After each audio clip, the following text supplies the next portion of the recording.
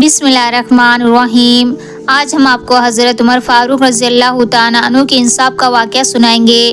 دو نوجوان حضرت عمر فاروق رضی اللہ تعالیٰ عنہ کی محفل میں داخل ہوتے ہی محفل میں بیٹھے ایک شخص کے سامنے جا کر کھڑے ہو جاتے ہیں اور اس کی طرف انگلی کر کے کہتے ہیں، یا امیر المومنین، یہ وہ شخص ہے۔ حضرت عمر فاروق رضی اللہ تعالیٰ عنہ ان سے پوچھتے ہیں، کیا کیا اس شخص نے؟ یا امیر المومنین، اس نے ہمارے باپ کو قتل کیا ہے۔ حضرت عمر فاروق رضی اللہ تعالیٰ عنہ پوچھتے ہیں، کیا کہہ رہے ہو؟ اس نے تمہارے باپ کو قتل کیا ہے؟ عمر رضی اللہ تعالیٰ عنہ اس شخص سے مخاطب ہو کر پوچھتے ہیں، کیا تو نے ان کے باپ کو قتل کیا ہے؟ وہ شخص کہتا ہے، ہاں امیر المومنین، مجھ سے قتل ہو گیا ہے ان کا باپ۔ حضرت عمر فاروق رضی اللہ تعالیٰ عنہ پوچھتے ہیں، کس طرح قتل کیا ہے؟ وہ شخص کہتا ہے، یا امیر المومنین، ان کا باپ اپنے اونٹ سمیت میرے کھیت میں داخل ہو گیا تھا۔ میں نے منع کیا، باز نہیں آیا تو میں نے ایک پتھر دے مارا جو سیدھا اس کے سر پہ لگا اور وہ موقع پر مر گیا۔ حضرت عمر فاروق رضی اللہ تعالیٰ عنہ کہتے ہیں، تو قصاص دینا پڑے گا، یعنی خون کا بدلہ خون۔ کوئی قرار نامہ نہیں لکھا گیا اور فیصلہ بھی ایسا اٹل کہ جس پر کسی بحث و مباحثے کی گنجائش بھی نہیں۔ کیونکہ معاملہ اللہ کے دین کا ہو تو عمر رضی اللہ تعالیٰ عنہ پر کوئی اثر انداز نہیں ہو سکتا اور نہ ہی کوئی اللہ کی شریعت کے معاملے پر عمر رضی اللہ تعالیٰ عنہ کو روک سکتا ہے، حتیٰ کہ سامنے عمر رضی اللہ تعالیٰ عنہ کا اپنا بیٹا ہی کیوں نہ ہو، قتل کی حیثیت سے کھڑا ہو، قصاص تو اس سے بھی لیا جائے گا۔ وہ شخص کہتا ہے، اے امیر المومنین، اس کے نام پر جس کے حکم سے زمین و آسمان قائم کھڑے ہیں، مجھے صحرا میں واپس اپنی بیوی بچوں کے پاس جانے دیجیے تاکہ میں ان کو بتاؤں کہ میں قتل کر دیا جاؤں گا۔ ان کا اللہ اور میرے سوا کوئی آسرا نہیں ہے، میں اس کے بعد واپس آ جاؤں گا۔ حضرت عمر رضی اللہ تعالیٰ عنہ کہتے ہیں، کون تیری ضمانت دے گا کہ تو صحرا میں جا کر واپس بھی آ جائے گا؟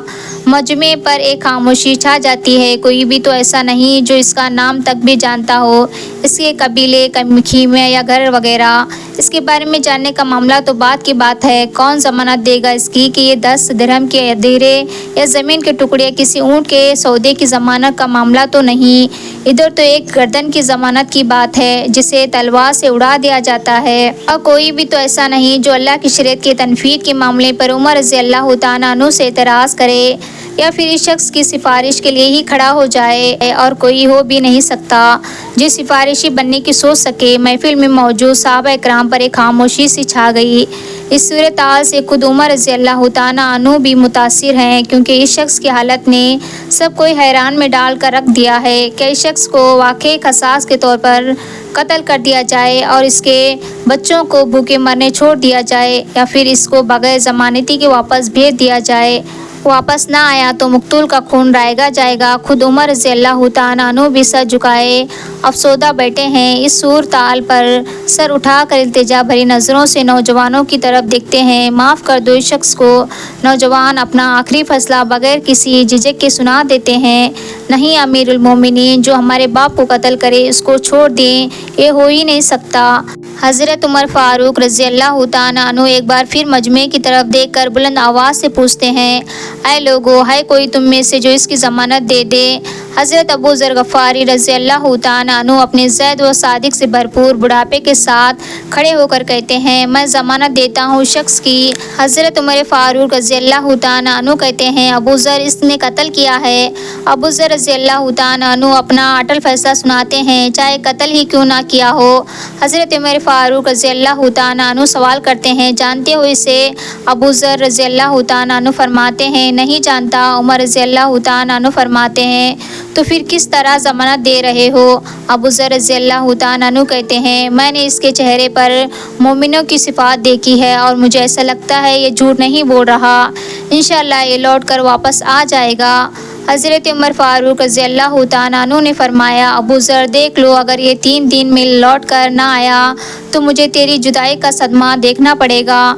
حضرت ابو ذر غفاری رضی اللہ تعالیٰ عنہ اپنے فیصلے پر ڈٹے ہوئے جواب دیتے ہیں، اے امیر المومنین، پھر اللہ مالک ہے۔ حضرت عمر فاروق رضی اللہ تعالیٰ عنہ سے 3 دن کی مہلت پا کر وہ شخص رخصت ہو جاتا ہے، کچھ ضروری تیاریوں کے لیے، بیوی بچوں کو الوداع کہنے، اپنے بعد اس کے لیے کوئی راہ دیکھنے، اور پھر اس کے بعد قصاص کی ادائیگی کے لیے قتل کیے جانے کی غرض سے لوٹ کر واپس آنے کے لیے، اور پھر تین راتوں کے بعد عمر رضی اللہ تعالیٰ عنہ بھلے کیسے اس عمر کو بھلا پاتے، انہوں نے تو ایک لمحہ گن کر کاٹا تھا۔ عصر کے وقت شہر میں ایک ہی منادی پھر جاتی ہے، نوجوان اپنے باپ کا خصا لینے کے لیے پھر بے چین، اور لوگوں کا مجمع اللہ کی شریعت کی تنفیذ کے لیے جمع ہو چکا ہے۔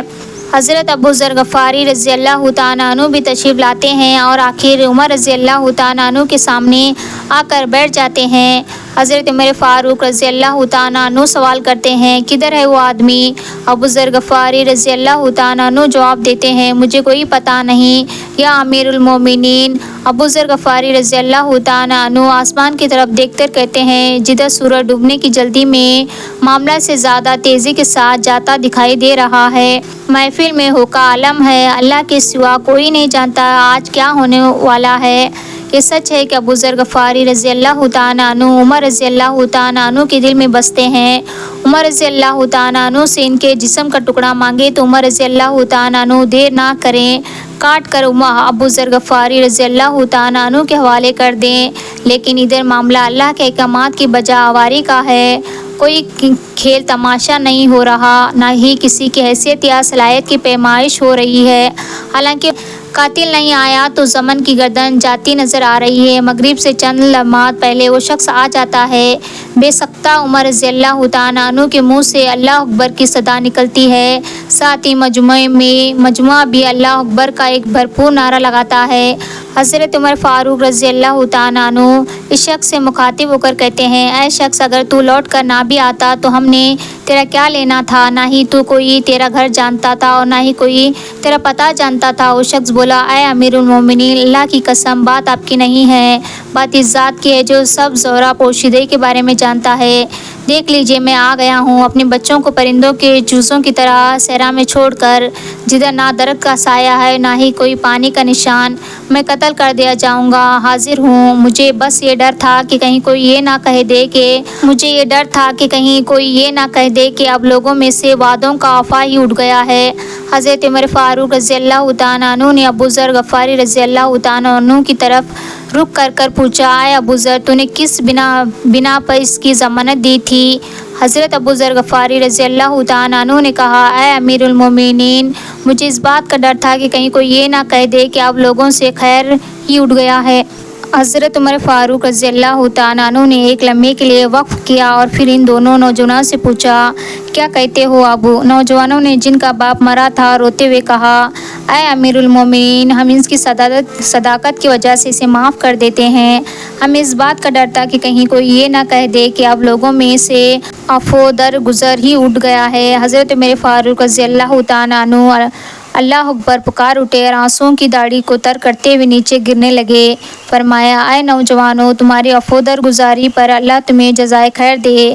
اے ابو ذر، اللہ تجھے اس شخص کی مصیبت میں مدبو پر جزائے خیر دے، اور اس شخص اللہ تجھے اس وفائی عہد و صداقت پر جزائے خیر دے، اور